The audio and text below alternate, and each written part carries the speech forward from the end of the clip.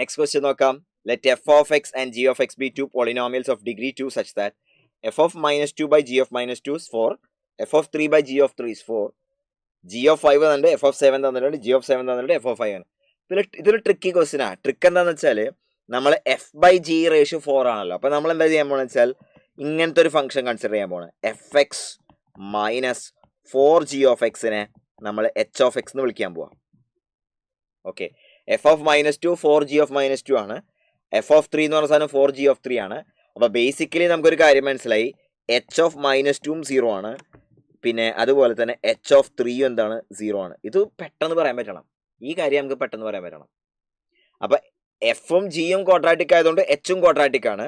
So your f of x minus 4 g of x is equal to h of x ഒരു quadratic ആണ്. Quadratic എന്ന് പറയുന്നത് എന്തായിരിക്കും?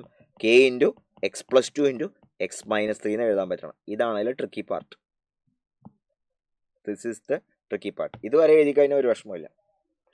ഇനി നമുക്ക് എന്ത് ചെയ്യാം? എക്സിന് നേരെ നമുക്ക് ചെയ്യാം. എഫ് ഓഫ് 7 ജി ഓഫ് 7 ഉണ്ടല്ലോ, എക്സിന് 7 കൊണ്ടുപോയി സബ്സ്റ്റിറ്റ്യൂട്ട് ചെയ്യാം. എക്സിന് 7 നമ്മൾ കൊണ്ടുപോയി സബ്സ്റ്റിറ്റ്യൂട്ട് ചെയ്യാൻ പോണ്. അപ്പോൾ എഫ് ഓഫ് 7 എന്ന് പറയുന്നത് 12 ആണ്. -4 ഇൻറ്റു ജി ഓഫ് 7 എന്ന് പറയുമ്പോൾ -6 ആണ്. അപ്പോൾ ഇതിന് കെ ഇൻറ്റു 7 കൊടുക്കുമ്പോൾ 9 ഇൻറ്റു പിന്നെ 4 എന്ന് കിട്ടും. അപ്പോൾ 24 36 അപ്പോൾ കെ വാല്യൂ എത്രയെന്ന് കിട്ടി? 1 ആണെന്ന് കിട്ടി. ഇനി എക്സിന് നമ്മൾ എന്താ കൊടുക്കാൻ പോവാ? 5 കൊടുക്കാൻ പോവാ. അപ്പോൾ F of 5 -4 into G of 5 എന്ന് പറയുമ്പോൾ 8 ഇസ് ഈക്വൽ ടു 5 അല്ലേ നമ്മൾ കൊടുക്കാൻ പോണേ. അപ്പോൾ 7 ഇൻറ്റു 4 അല്ലേ? തെറ്റിയില്ല എന്ന് വിചാരിക്കുന്നു. അല്ല, 5 കൊടുക്കുമ്പോൾ 7ഉം 2 ആണ് വരുന്നത്.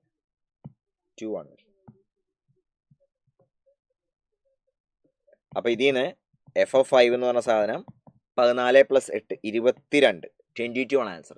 സിമ്പിൾ ചോദ്യമാണ് കേട്ടോ.